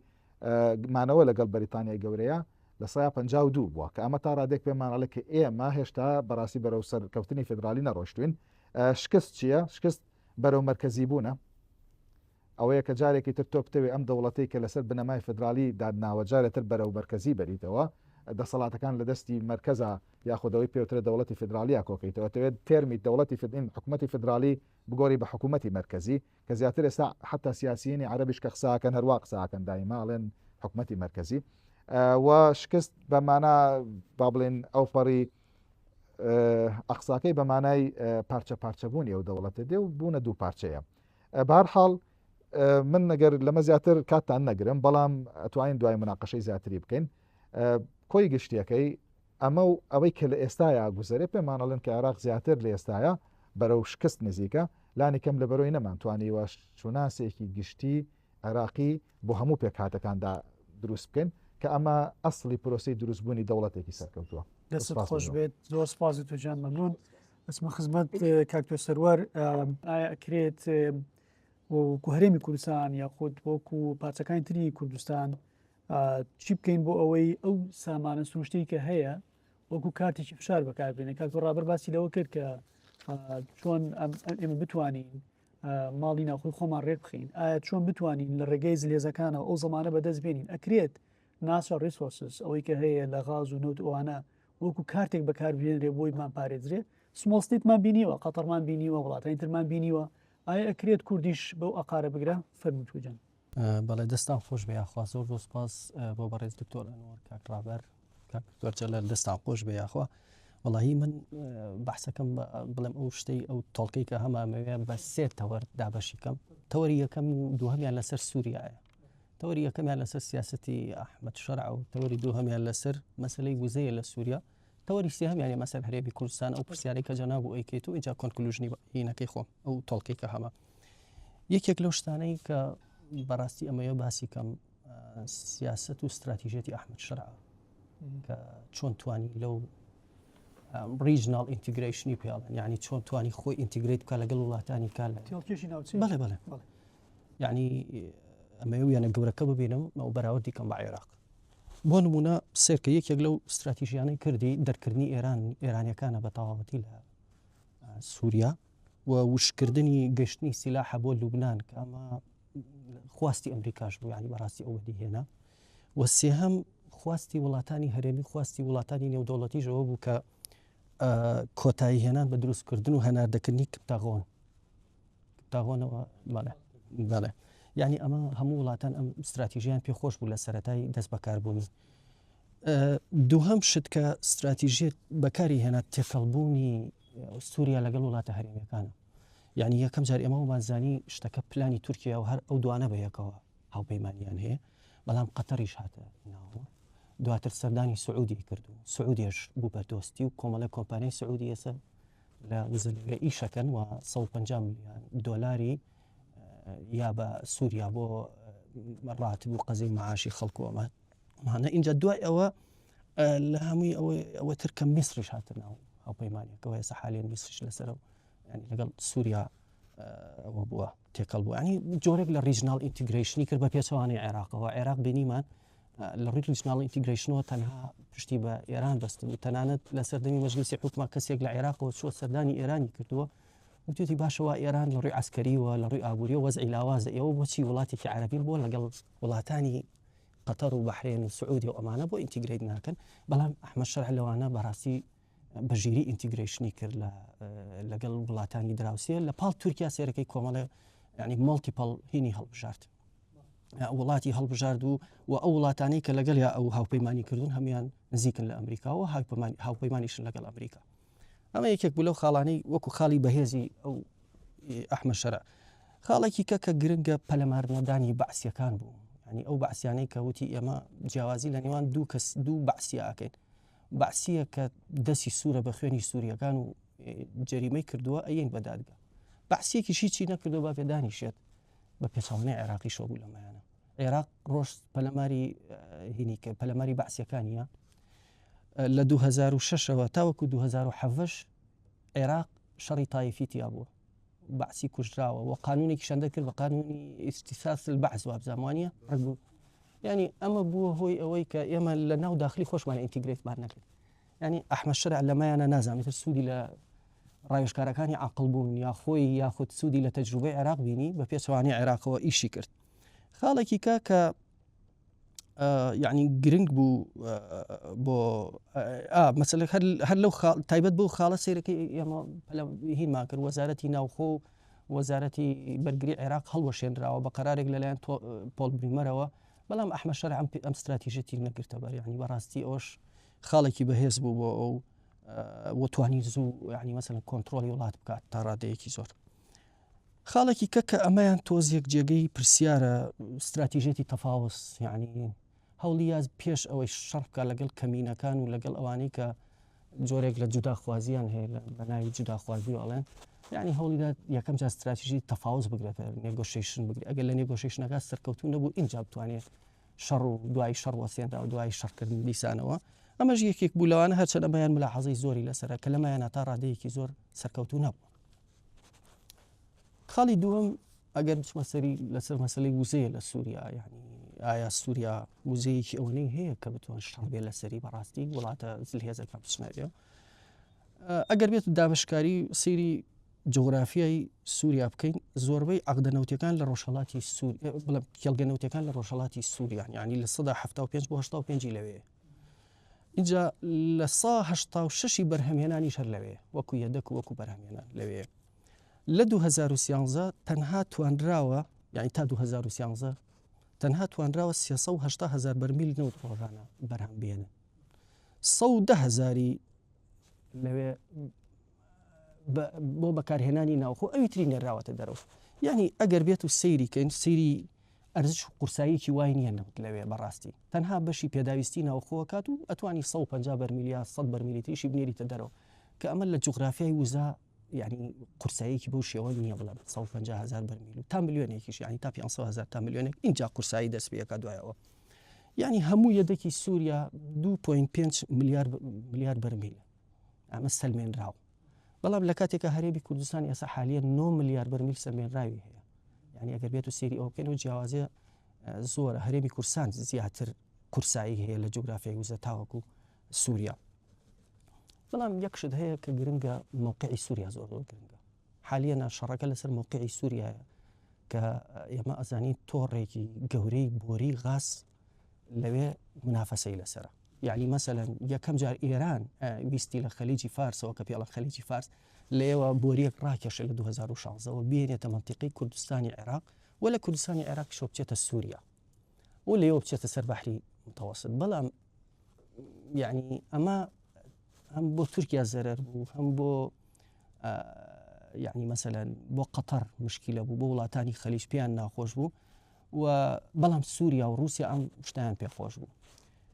دووهەم شت یعنی مووقعی سووریا بۆچی گرنگە بۆ وڵاتانی خەلیج قەتەریش تموحیەوەی هەبوو کە بۆریەک ڕاکێشێت لە سعودیەوە بۆ ئوردن بۆ سووریا و لێشەوە بچێتە سەر دەریای ناوەڕاست و بتوانێت بێ بە بەدیلێک بۆ رووسیا و رووسیا ئەمەشی پێ قبوڵ نەبوو بەڕاستی. ئێستا حالیان سێرکە جەنگەکە ئێران ئەوە ئێران بە تەواتی پاشەکشەی کردووە لە وەسعەکەەوە بۆری ئێران تقریبان تا ڕادەیەک ئێران لەوە چێ بیکشێنێتەوە، بەڵام قەتەر هەر ئیشی لەسەرەکە هەرچەند زۆرێک لەسەر چاوەکان پیان وایە سعودی ئەو هینەی پێخۆش نییە، یعنی قەتەر بێ بە وڵاتێکی گەورە و بتوانێت مەسەلەن غاز بنێرێتە وڵاتانی ئەوروپا و هەروەها رووسیاش ئەو مەسلەی زۆر پێ ناخۆشە، چونکە ئێمە کاویکتۆر ئەمر باسی کرد، باسی وڵاتە جلهێزەکانی کرد، تقریبا هەرێکیان بە نەشاتێک بە دۆمینەیتیان کردووە. یعنی مەسەلەن لە سەدا هەفتای غازی و هاورد ناردنی رووسیا لەسەر غازە بۆ رووسیا پێی ناخۆشە تۆبی بە بەدیلی ئەو، یعنی قەتەر ئەبێ بە بەدیلێک بۆ رووسیا لەبەرەوە بەس رووسیا پاشەکشەی کردووە لە وەزەکە. ئێستا حالیان سعودیش پێی ناخۆشە، یعنی ئەوەی کە لە بەرژەوەندی تورکیا و قەتەرە مەسەلەن لە بەرژەوەندی سعودیا نیە، سعودیش پێی ناخۆشە بۆ وەزع، یعنی مەسەلەن ئەو بۆریە لێوە ڕاکێشێ دیسانەوە ئەویش قەتەریش ئەبێ بۆ وڵاتێکی یعنی مەسەلەن ناردنی غاز و ئەمانە و خەڵکی زۆر یعنی وڵاتانی ئەوروپا و وڵاتەکانی تریش زیاتر حەزیان بە غازە لە بەرەوەی هاوڕێی ژینگەیە نەکنەوت. کەواتە یعنی مەبەستمەوە نیە شەڕەکە لەسەر وزە نیە بەقەدەر ئەوەی لەسەر ئەمنی وزەی وڵاتانی هەناردا، یعنی بۆی وزە بنێرە دەرەوە لێەوە. یەینە سەر ینی وەسە هەرێمی کوردستان تا ئێستا هەرێمی کوردستان غایی بۆ لە مۆزع بەڕاستی ئەوەی کە باسم کرد، ئەوەی کە لە هەرێمی کوردستانە من ئەیبینم یعنی بەڕاستی یەکێک لەو مشکلانەی کە لە هەرێمی کوردستانە ئەوەیە تینگتانکێک نییە لێرە، ینی گرنگی بابە و کێشانەی کە لە هەرێمەکان لە چواردۆرمانە هەیە، یعنی نەک نێودەوڵەتی، یعنی مەبەستم لێ نێودەوڵەت ئەو شتانێک نێودەوڵەتی ڕۆداوە هەر ئێمە ینی مەسەلەن ئیلماممان پێ نییە تا ڕادەیەکی زۆر وەکو تینگتانک وەکو قسە هەمانە وەکو ڕاگۆڕینەوە هەمان دەزۆکو تینگتانک یعنی مەسەلەن ئەو شتانەی کە لە ریجناڵ ڕوئەدا لە چواردۆرمانە ڕۆدا پێویستە خوێندنەوەی جدی بۆ بکەین و بەدائیل بخەینە ڕووە تەحلیلی بکەین شیکاری بکەین ئێمە بەرەو چۆ ئەڕۆین چی بکەین چۆن وەڵام بین ریسپۆنسی پێڵێن یعنی چۆن وەڵام بینەوە. وەڵام بە پێچەوانەوە زۆر کەس هەیە لە نەوت بووە بە نەعلەت و ئەمانە بە پێچەوانەوە بیرەکەمەوە، یعنی لەوایانە نەوت بووە هۆی ریژناڵ ئینتیگریشنی کوردستان، یعنی مەسەلەن لە سەردەمی داوود ئۆغڵۆ ئەو مەبدەئی کە هەیە بوو پێی ئەڵێ ئیکۆنۆمیک ئینتەردیپێندنس، یعنی با ئێمە پشت بە یعنی یەکەم جار لە ڕێی ئیکۆنۆمی بازرگانیەوە لێک تێگەشتنمان هەبێت، دوایە کێشە سیاسەکانیشمان ئەڕێینەوە و هەرێمی کوردستان تا ڕادەیەک لەمایانە سەرکەوتوو بەڕاستی، یعنی هەناردەکردنی نەوت و هێنانی کۆمپانیەکانی تورکیا لێرە و جۆرێک لە دروستکردنی بەرژەوەندی بۆ کۆمپانیەکانی تورکیا توانی لەگەڵ تورکیا ئینتیگریشنێکی باش بکە لە ڕووی ئابووریەوە دواتر لە ڕووی سیاسیشەوە، یعنی مەسەلەن تەتەوەری سۆری کرد. خاڵێکی کە ئەمەوێ باسیکەم هەرێمی کوردستان ئەلەم ماوەیەک لەمەوە پێش دوو عەقدی غازی مۆر کرد لەگەڵ کۆمپانیای وێسترن زاگرۆس و لەگەڵ کۆمپانیای HKN، یعنی لە تۆپخانە یعنی بڕی هەردوو عەقدەکە تقریبا 100 ملیار دلار بوو، یعنی وەکو پارەکەی یعنی سێرکەن لە تۆپخانە لە منتیقی گەرمیان یعنی مەسەلەن 5 تریلیۆن هینی تایە، یعنی پێچێجا غازی هەدەکی تایە لەوێ و لەگەڵ ئەوەشان 900 میلیۆن بەرمیل نەوتی هەدەکی تایە تا ڕادەیەکی زۆر و ئەم هەروەها HKNیش یعنی مەسەلەن لە میران 8 تریلیۆن غاز پێچێجای تایەوە عفو تقریبا 4 ملیار هینیشی تایە، یعنی بەرمیل نەوتی تایە، یعنی تقریبا ئەم دوو عەقدا تا ڕادەیەک خەڵک بەوە تەفسیرێکە کە دوو عەقدی سیاسی نەک دوو عەقدی ئابووری، وانزم ما مسكردوش عباس ما كرشو يعني مثلا سيركي لیژنەی سیاسەتی دەرەکی کۆنگرس مارک ڕۆبیان بان کرد وتیان بۆچی ئەم عقدەت کردووە لەگەڵ بۆچی ڕێگەتانداوە بۆ دوو کۆمپانی ئەمریکی کە ئەو دوو عقدە لەگەڵ هەرێمی کوردستانە بکە وتی ئەمە دۆستی هەرێمی کوردستانی و حەزەکەن هەرێمی کوردستان لەسەر پێی خۆی بۆستێت و جۆرێک لە یعنی هینی هەبێت چی پێڵێن سەربەخۆی ئابووری هەبێت و بتوانێت موچە دابینکە بۆ خۆی ئەگەر بێت و کێشەیەکی لەگەڵ عێراق هەبێت و هیچ ڕخنێکیشان لەبەر نەبوو بەڕاستی تا ڕادەیەکی زۆر لەما هەرێمی کوردستان سەرکەوتوو بوو کە توانی ئەو دوو عقدا بکات کە بە دوو عقدی سیاسی ناوە برێت یعنی ئەوەی کە من لێرەمە بەسمە سێرکەی هەرێمی کوردستان لەمەشا سەرکەوتوو بوو تا ڕادەیەک جۆرێک لە بەرژەوەندی بۆ کۆمپانی ئەمریکەکان دروست کردووە یعنی ئەو کۆمپانی ئەمریکانیش بە تەکید لە ناو ئەمریکا تأثیریان هەبێت لەسەر تأثیریان هەبێت لەسەر قەراری سیاسی ترامپ و شەڕەکە شەڕی ئابووریە تا ڕادەیەکی زۆر وەکو کاک دکتۆر وتی یعنی بەڕاستی ئەمە سەردەمی ترامپە يعني منەوە کە فێرم يعني مؤسسات نەماوە لە ئەمریکا بەڕاستی شتێک نەماوە بە ناوی ئەکاونتەبڵیتی و مسائلە و ئەو شتانە و یعنی قەرارات بە شێوەی مسلسل و ئەوانە دەرچێت طبعاً ئەمە قسەیەکی هێندی کیسینجەریش ئەڵێ پێشەوەی کاتێک کە مامۆسا بووم وەمزانی ئیدارەی ئەمریکا زۆر مؤسساتیە و هەموو ئەو قەراراتانە بە مؤسساتی دەرەچن بەڵام ئەڵێ کە چوومە ناو ئیدارەی ئەمریکا زانیم شەخص زۆر زۆر ڕۆڵی هەیەتیە بینیمان یعنی لە سەردەمی ترامپ ئەم قسەی هێندی کیسینجەر ڕاستە بەڵام ئەوەی کە گرنگە ینی مەسەلەن هەرێمی کوردستان تێبگالی ئەوەیە کە جۆرێک لە دروستکردنی بەرژەوەندی زیاتر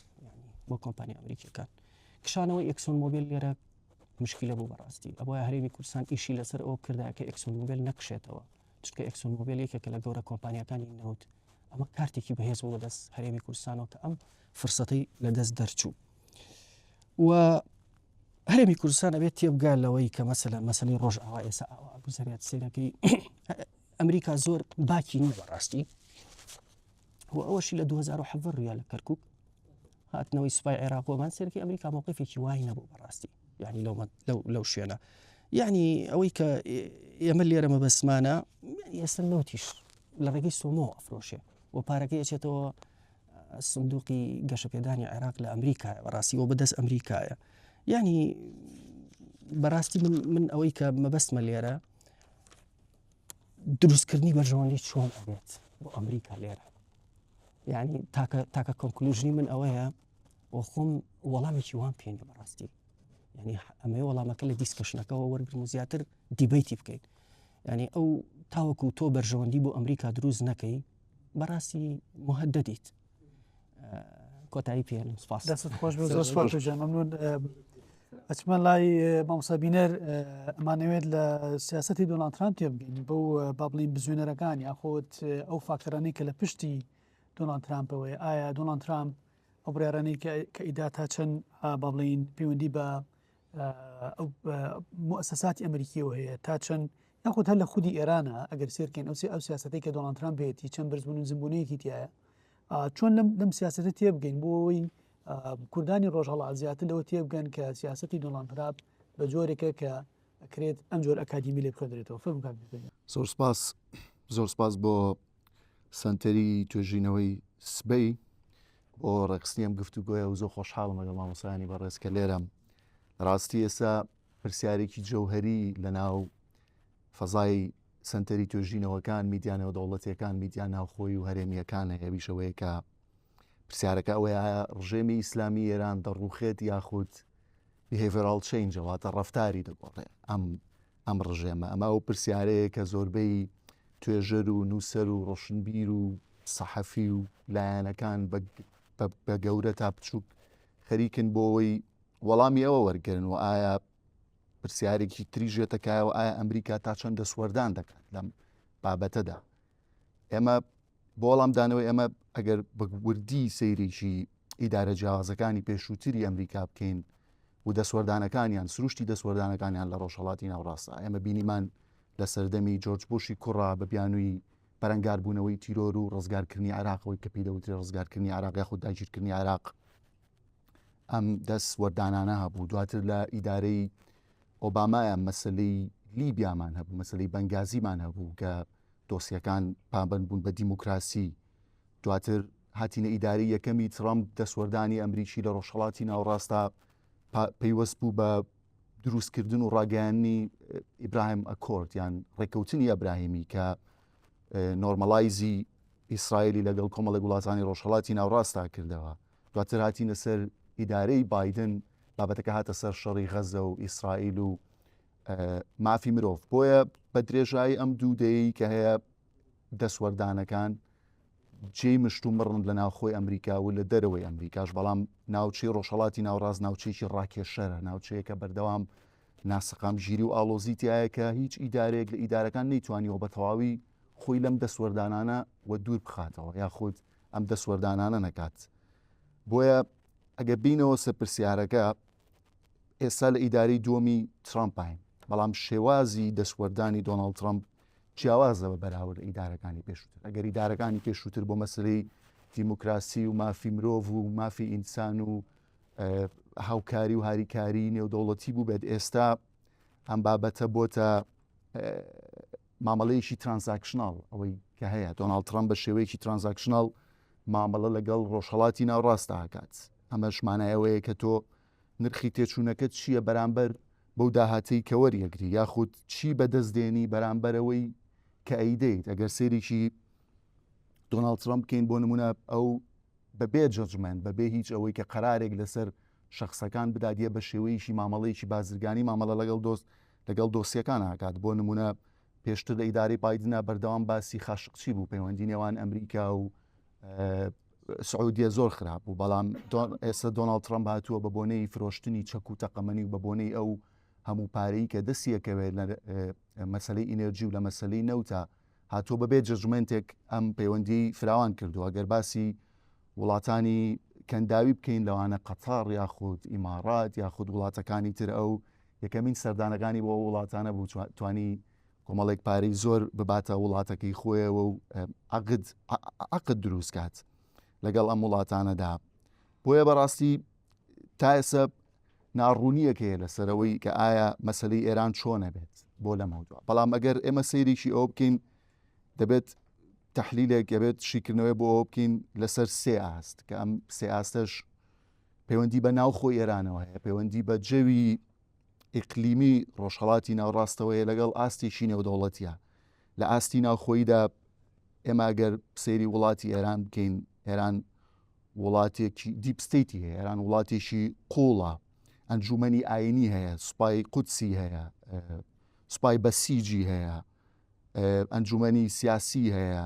کە ئەمانە هەمویان کۆمەڵێک ئەکتەر و کۆمەڵێک کارکتەری گرنگن لە وڵاتەکەیە کە بەرژەوەندیان لەگەڵمانەوەی ئەم ڕژێمەدا هەیە کە بەردەوام سیاسەتی کارا دەکەن بۆ مانەوەی ئەم شێوازە حکومڕانیە فیۆکراسی کە لە ئێرانە هەیە، چونکە بەرژەوەندیەکانیان لەوەی هەیە و لە ناو خۆی ئێرانە ڕەهەندێکی ئایدۆلۆژی زۆر گرنگ هەیە، ئەویش کە ئەوەیە ئەمان مانەوەی ئەو ڕژێمەیان وەکو ڕێزیستنسێک وەکو بەرخۆدانێک وەکو بەرگریەک دژی دەسوەردانی نێودەوڵەتی نیشانی ناوخۆی وڵاتەکەیان دەکەن کە ئەمە ژوای کردووە فەزایەک دروست بێ لە ناو ئێرانە کە قورس بێت گۆڕانکاریکردن تێیدا. ئەگەر ئێمە سەیرێکی جەوێکی هەرێمی ئەم هاوکێشەیە بکەین بینیمان کە سعودیە و قەتەڕ و تورکیا و ئەمانە لەم ئاخیرەدا هاتن پەیوەندی دیپلۆماسیەکانیان بەکارێنا بۆ ئەوەی کە لێدانی ئێران یاخود کردەوەی سەربازی دژی ئێران ئەگەر هیچ نەبێت تا ئەم کاتە دوا بخرێت.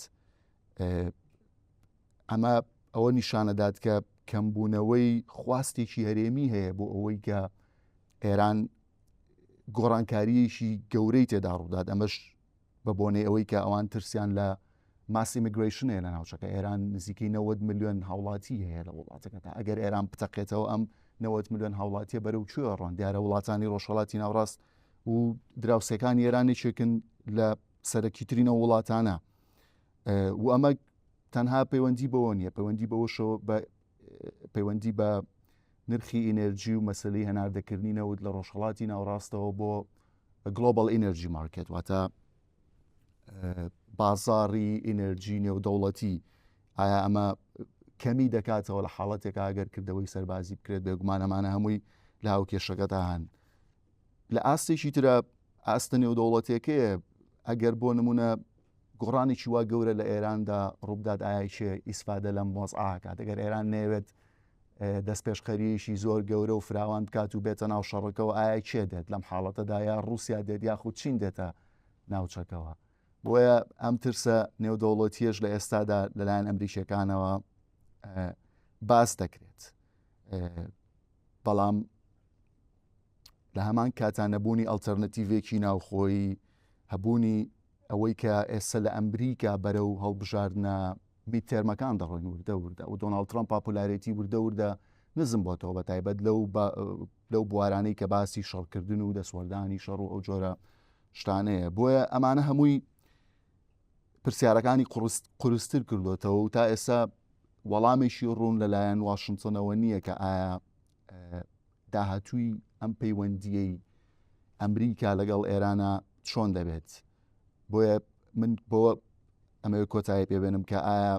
چ ڕێگەیەک لە بەردەم دۆناڵد ترامپ هەیە لە ئێستادا ئەوەی کە هەیە استراتیژیک ئەمبیگویتی بەکاردێنێت واتە سیاسەتێکی ناڕوونی ئەو تاوەکو ئێستا استراتیژیشی ناڕوونی تاوەکو ئێستا نەیوتووە کە ئایا من شەڕی تەواو مەوێت ئایا تارگێتت لیمیتد تارگێتت سترایک مەوێت بۆ سەر شوێنە جیاوازەکانی ئێران ئایا چاوەڕێی ئەوواکە کە خۆپشاندەرەکان زیاتر فراوانتر و گەورەتر بن و ئەم تەنها پشتگیریەکی ڕێتۆریکی بێت بۆ بابەتەکە بۆیە وەڵامدانەوەی ئەم بابەتە لە ئێستادا هەم گرنگە هەمیش قورسە بە وەڵامدانەوەکە زۆر سپاس لێرە کۆتایی پێدێن دەست خۆش بە سپاس ڕاستەکەی من کاتی کەم ماوە بۆ هەر بەڕێزێک ئەگەر دقەیەک دابشکەمە بە سەرتانە ئەگەر کۆمنتێک هەبێت یاخود بەشداریکردنێکی زیاتر هەبێت لای کاتوەرە نەرەوە ئەگەر شتێکی کرد هەبێت لە سەقسەی بەڕێزیان و بەڕێزانی کە شتەکانیان باسکرد لە تۆ دەست پێکەم فەرمووتژان وەڵاهی دەستی هەموو لای خۆش بێ وێنەیەکی فراوان و گەورە پێشکەشکرا ڕاستی من یەک دوو خاڵ هەبوو کە لە ناو تەوەرەکەی خۆمە ینی پاشگوێگرتن لە بەڕێزان ئاماژەم پێ نەکرد ئەنی ئێمە ئەو شتەی کە وێنەی کە باسمان کرد بوارێکی گرنگمان هەیە پرسیارانەی کە بەڕێزان لە کۆتایی سەکانیانیان کردنی تیۆرەکان حاڵیان چێ بەدەستم دۆخەی کە خولقاوە لە جیهانە هەموو ئەوی کە ترامپ خولقاندوێتی هەم ئەوەیشی کە جەنگی ئۆکراین و غەزە و ئەوانە هێناوەتی بە دوای خۆیان ئەو کێشە ئابوووریانە هەیە ئەنی ڕاستە مەجال نییە بچمەت وردەکاری بەس ئەو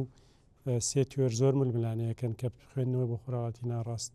ریالیزم و هینەکانی ئاراستە جیاوازەکانی نیۆڕیالیزم و یانی و کلاسیکل ریالیزم لە مناقەشان بابەتی ئایا مەسەلەن سیاسەتی پاوەر پۆلیتیکس و گرێت پاوەر پۆلیتیکس چی بەسەر دێوە دەوڵەت و هێزوانە توانێت ئەوە بکە گەڕانەوەیەک هەیە بۆ ئەوی تیۆری پێشتر تقریبان لەم ناوچەیە باسەکرات سەردەمی نەنستێت ئەکتەرەکان ئێمە دووبارە گەڕانەوەمانێ بۆ پێش دەوڵەت باسی لە گەڕانەوە بۆ سەدەکانی ناوەڕاستی نوێ ئێمە ئەم دەستێت ئەکتەران لە دەوڵەت بەهێزترە بن بەڵام لە دوای پاشەکشەی کە ئێران کردی ئەمە کەمتر بووەتەوە و قسەکردن لەسەرەوەی کە هەموو بەیەکەوە تەماشا بکرێت سوود وەرگرتن لە قوتابخانەی کۆپنهاگن وەکەوەی کە کۆمەڵگەیەکی ئاسایشی بێ و هەندێکیش لەوانی کە محتەمن بەم بابەتانە من هەندێک مقالاتم بینی نەک وەکو بڵێ پەیپەریان ینی جۆرناڵ ئەرتیکڵی بەباس لەوە کەڵێن خۆڵاتی ناوەڕاست لەبەرەوەی نە دەوڵەت بۆ شێوازە کارەکە کە لە ئەوروپا و لەوە لە دەوڵەتی مۆدرن کارەکان نە کەڵچەرەکەش بۆ شێوازە ئیلا بێ ئەم تیۆرانە بێ جۆرە میکسێک دروستکەی بڵێ بۆم کەیسە ئەمەیان کە زۆرتر کاریگەری هێکارەکە بۆ ئەمەیان کە مەخۆم زۆر باوەڕم بەمایان هەیە یەک تیۆر بەتەنها ناتوانێتەوە بخوێنێتەوە شتێکی تر کە ڕاستی لە تەوەرەکە پەیوەندی بە مەسەلەی کوردەوە هەیە کە سەرەتاکە باسی ترامپم کرد ئەو پەیوەندی کە لە نێوان ترامپ و ئەردۆگانە هەیە وە تۆم باراک و ئۆڕۆڵانی کە بینوکو شخص یان نوێنەرەکەی ترامپ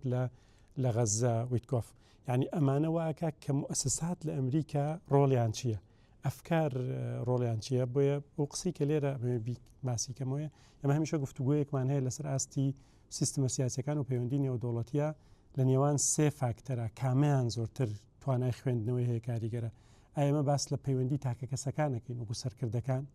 یان باس لە پەیوەندی ئەفکار و بیر و باوەڕەکانەکەین ئایدیاکان و ئایدۆلۆژیا جیاوازەکان و مۆدلەکان یان باس لە دەستدام و دەستگاکانەکەین موسسات یعنی لە ئەگەر ئەمریکا لە تەماشای سەردەمی جۆرج بۆشی کۆڕ بکەین ئەفکاری نیوە کۆنسەرڤاتیڤەکان زۆر ڕۆڵی هەبوو لە هاتن بۆ عێراق و بۆ ئەفغانستانە یعنی ئەفکار لەگەڵ موسسات و شخصیشی خست بۆ ژێر کۆنتترۆلی خۆیەوە لە سەردەمی بایدنا بۆ نمونە بەڕێزان ئاماژیان پێکرد بە حکمی دیموکراتی بە حکمیوانە زۆر لەگەڵ مؤسساتا بوو بۆیە بینیمان بەرامبەر سعودیە چ مووقیفێکی هەبوو لە قەزایی ئەو خاشوخچیوانەوە وەغیری ئەوش لە مۆزوعەکانە بەڵام لە سەردەمی ترامپا تاکە کەس زۆر زاڵە و ئەبینین هەم سیستەمی ئەمریکی وا لێ کردووە کە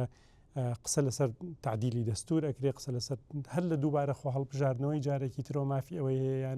یانە و ڕێگانەی گرێتە بەریان لە سیاسەتی دەرەوە چۆن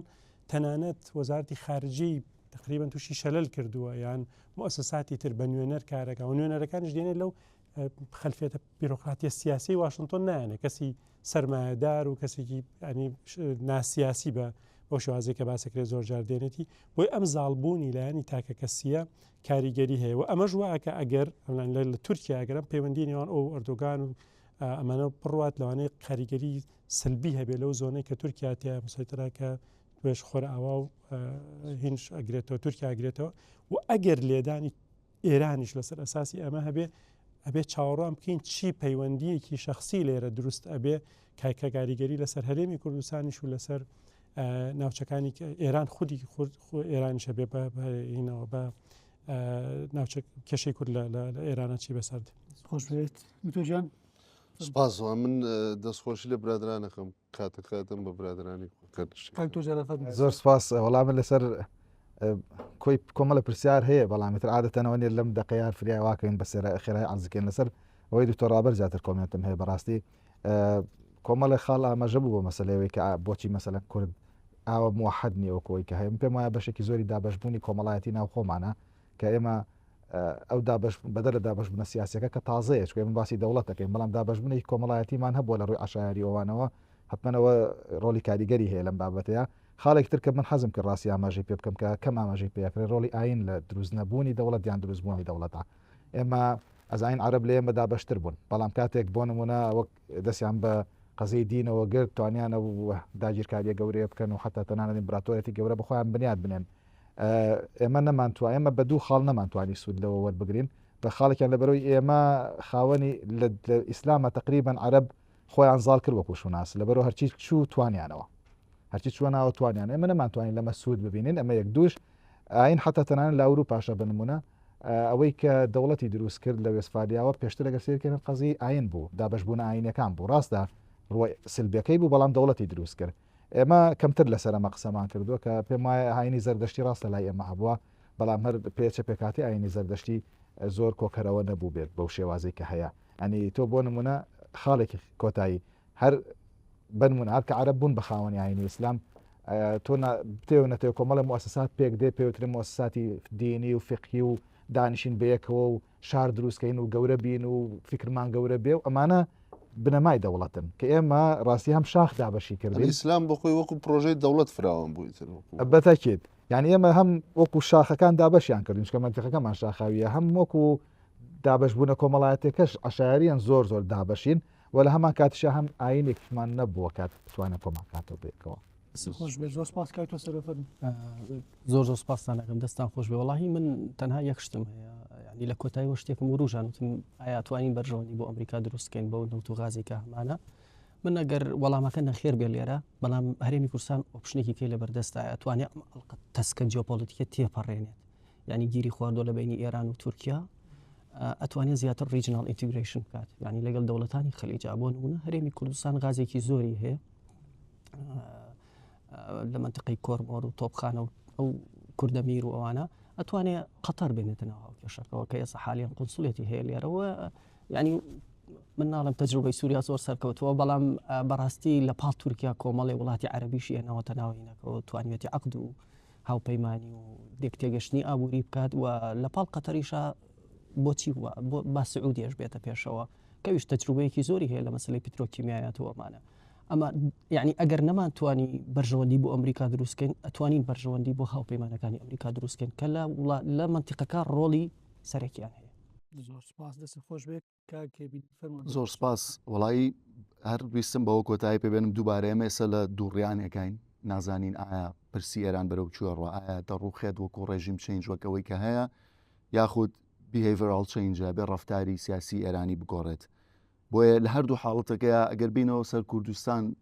لەسەر ئەم بابەتە چانسێکی مێژووی بۆ کوردەیە بەڵام ئایا تاوەکو ئێستا ئێمە ئامادەین یاخود ناوچەکە ئامادەیە بۆ ئەوە یاخود ناخۆی خۆمان ئامادەیەوە کاگڕابەر ئاماژەی بە چوارتەوە کرد لەسەر ئەو بابەتەکە دەبێت دەسەڵات دارانی کورد و سیاسەکان کاری لەسەرکەن و سوپاسدانەکە. زۆر سپاس بەڕێزان سوپاسدانەکەم سپاس بۆ ئامادەبوونتان سپاس بۆ تەوەرەکەی خۆت پێشکەش ناکەی من تەوەرەکە ئەوەستێنم لە مەرەوەی هەر بە کورتی هەر ئەوە بوو کە ویستم بڵێم لەسەر ڕاستەکەی سیاسەتی ئیسرائیل کە زۆر ئیشارتی پێ نەدرا ئەوش ئەوەیە سیاسەتی ئیسرائیل بە شێوازێکی زۆر کورت هەرویستم ئەوەی ئیشارتی پێ بن ڕاتی ناوەڕاستە گۆڕا لە 2 ئۆکتۆبرەوە چاوەڕێ ناکە لە مۆدە هێرشی کوێ لەسەر ئیسرائیل ئەچێتە سەحەکانیانەوە ئیسرائیل چاوەڕێ ناکە حەماس و حیزبوڵا و ڕۆکێت نەرم بوو ئەو بچێت خۆی پارێز بابلین استراتیژیە گۆڕا استراتیژیەکە لە خۆ پاراستنەوە ئێستا بوو بە استراتیژی هێرشکردن ئەچێت سەحەکانیانەوە ئەنجا ئەگەر سێری حەماس و حیزبوڵا و حاجی شعبی بکەین ئەوە تا بۆ حەماس ئەبێ وای لێ بکا کە نێتوانێت حکومەت بەرە بڕێەوە بۆ حیزبڵ ئەبێ وای لێ بکە هەمیشە پەرتەوازە بێ با بڵین فراگمنتی بکە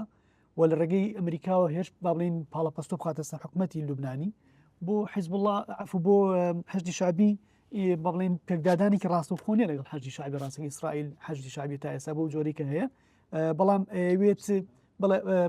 ئێوێ لە ڕێگەی حکومەتی عێراقیەوە حەشدی شعبی بە هیچ جۆرە ئینتیگریتی دەوڵەت نەکاوە کە بچێتە ناو مؤسسەی دەوڵەتی عێراقیەوە بەڵام ئەوە دیبلۆماسی ئەمریکی بەکارێنێ ئەبگەرن سەر حوسەکان ئەوەیە زیاتر لە ڕێگەی با بڵین سۆمالیلاند و ئەوانەوە با بڵین بێ کۆنتترۆلی ئەو جیۆپۆلیتیکی بڵێ جیۆپۆلیتیکی ئەو منتقی بکاتووە بێوێ هێزێکی تر دروستکە هەرچەنە گومانێگەیە کە ئیسرائیل ئەمجارێ بێوێ ئیخوانەکانی ناویە من زیین و کاتەوە بۆ ئەوی لە حوسەکانی نزیک لە ئێران بەڵام میتر ئەمە کۆمەڵێک بیر و بۆچوونەوە کە کرێت ئیسرائیل سوودی لەمە بینەوە با بڵین پارچە پارچەکردن هی ناوچەکە گرنگترە بۆ ئەو وەک لەوەی کە با بڵین ئەم منتیقانە بەتایبەتی نۆستی داکتەرەکان هەرچەند نۆستی داکتەرەکان بۆ گرنگەکە لاواز بن نەگەن بە دەوڵەت نەگەن بە با بڵین وەکو دەوڵەت مامڵە نەکەن وەکو as a government and as a state یەکەم جار وەکو حکومڕان اینجا دوای وەکو دەوڵەت چونکە حیزبڵڵا و حەماس هەردووچیان وەکو گەڤرمەنیشان کردووە دوایش بوونەتە دەوڵەت وەروە حەجی شعبیشمان بینی لە عێراق باماشەوە ئەو تویتە ئەم شەی دۆناڵد ترامپ شمێ تەکیدی ئەو قسەیە کاتەوە کە بە هیچ جۆرە ئەمریکا ڕازی نابێ بەوەی حەشدی شعبی ئینتیگرێتی دەوڵەت حکومەتی داهاتووی عێراقی بکات زۆر سپاس بۆ بەڕێزان دەستان خۆش بێت زۆر سپاس بۆ بینەرانی خۆشەویستی ناوەنی توێژینەوەی سبەی وەک لە سەرتا قسەکانە ئیشارتم پێدا ئەمە یەکەمین کاری ساڵی 2026مانە بێت خوایار بێ بۆ مانگەنگ داهاتوو بۆ ڕۆژەکانی داهاتوو لە 2026 کۆمەڵێکی کاری چاکی چالاکی ئەکادیمی و واروەها مێزگرت و